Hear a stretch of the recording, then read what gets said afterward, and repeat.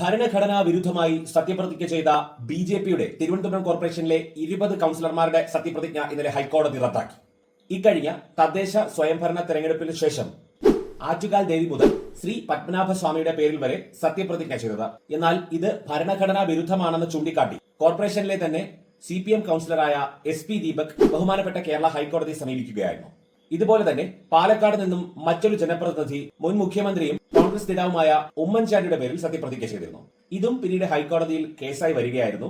ഈ കേസുകളിൽ വിശദമായി വാദം കേട്ട കേരള ഹൈക്കോടതി ഇന്നലെ പറഞ്ഞത് ജനപ്രതിനിധികളുടെ ഇത്തരത്തിലുള്ള സത്യപ്രതിജ്ഞ കേരള പഞ്ചായത്തി രാജ് ആക്ട് വകുപ്പ് 152 പ്രകാരവും കേരള മുനിസിപ്പാലിറ്റി ആക്ട് വകുപ്പ് 143 പ്രകാരവും ചട്ടവിരുദ്ധമാണെന്നാണ്. ഇതിനു പുറമെ ഭരണഘടനയുടെ 3ാം ഷെഡ്യൂൾ പ്രകാരം ഇത് ഭരണഘടനാ വിരുദ്ധമാണെന്നും അഭിപ്രായപ്പെട്ടു.